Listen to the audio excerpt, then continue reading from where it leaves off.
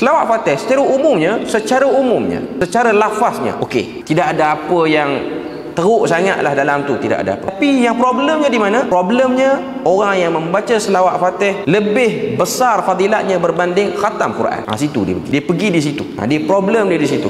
Dan dia ada satu kajian khusus berkenaan dengan tarekat Tijani ini, menyebut tentang kelebihan-kelebihan yang melampau, kepercayaan yang melampau pada selawat Fatih itu.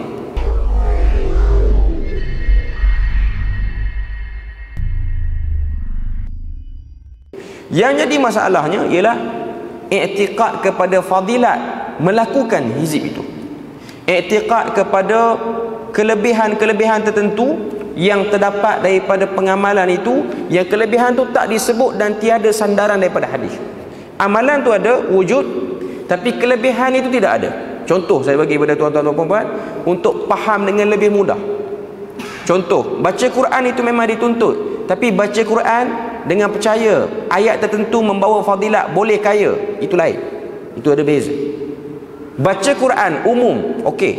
Baca Quran surah tertentu sebab percaya surah ni boleh menyebabkan kita terhindar pada miskin, kita akan cepat kaya, itu ada beza.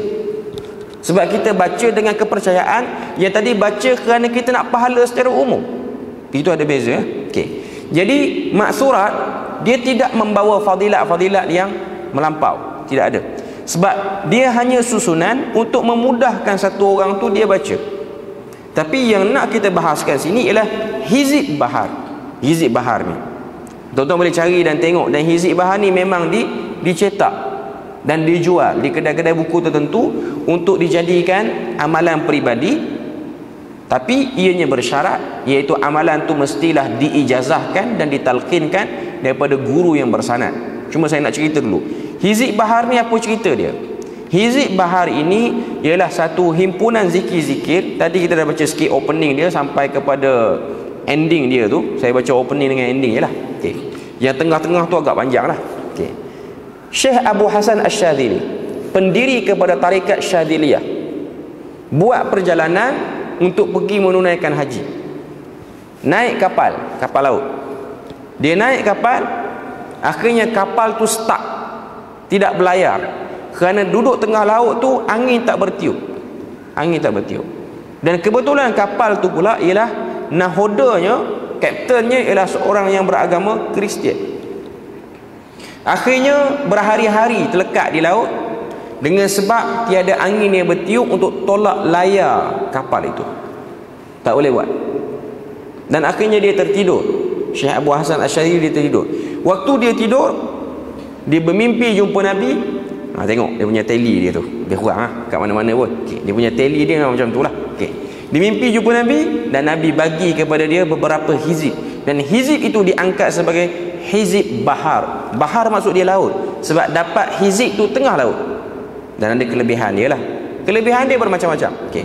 Kalau secara umum hizib tu secara umum tak ada apa-apa yang pelik pun pada hizib tu, tidak ada penyeruan kepada selain daripada Allah. Okay. Tapi yang ada masalahnya ialah pada kelebihannya. Walaupun golongan yang mengamalkannya memang mengatakan bahawasanya kita bukan fokus pada kelebihan, tapi bila mana dia spread, disebarkan pada orang awam akan fokus pada kelebihannya. Sebab sifat manusia, dia tak akan amal benda yang tidak ada sesuatu yang bermanfaat pada dia. Walaupun dia tahu manfaat umumnya dapat pahala, tapi dia nak manfaat yang lebih. Sebab sudah pasti amalan-amalan seperti ini dibawa dengan fadilat-fadilat yang luar biasa, kelebihan-kelebihan yang luar biasa. Contoh bagi tarekat Tijani, terkenal dengan pengamalan selawat Fatih. Tuan-tuan tahu selawat Fatih?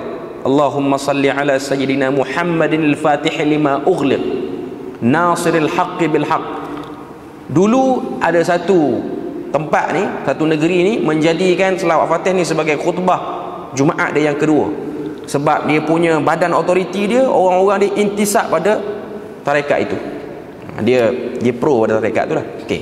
Selawat Fatih secara umumnya, secara lafaznya okey. Tidak ada apa yang teruk sangatlah dalam tu, tidak ada apa. Tapi yang problemnya di mana? Problemnya orang yang membaca selawat Fatih lebih besar fadilatnya berbanding khatam Quran. Situ dia pergi. Dia pergi di situ. Dia problem dia di situ. Okay. Dan dia ada satu kajian khusus berkenaan dengan tarekat Tijani ni, menyebut tentang kelebihan-kelebihan yang melampau, kepercayaan yang melampau pada selawat Fatih itu. Selawat tu okey. Sebab tu ada orang dia tak boleh nak faham apa yang kita sebut, tapi dia sebut kita gagal faham, tapi dia tak nak faham. Okey. Isunya ialah penisbahan pada fadilat itu. Isunya. Bukan isu pada lafaz itu. Lafaz itu tiada masalah. Lafaz tu okey. Tapi kepercayaan yang dibawa daripada lafaz itu, kepercayaan yang datang daripada amalan itu. Maknanya penganut-penganutnya ataupun pengamal-pengamalnya akan melihat membaca selawat itu lebih besar berbanding membaca Al-Quran. Akhirnya apa jadi? Tinggal Al-Quran. Fokus pada amalan itu saja. Sedangkan Al-Quran tetap paling tertinggi berbanding mana-mana amalan, berbanding mana-mana selawat pun, berbanding mana-mana bacaan dan mana-mana hizib pun.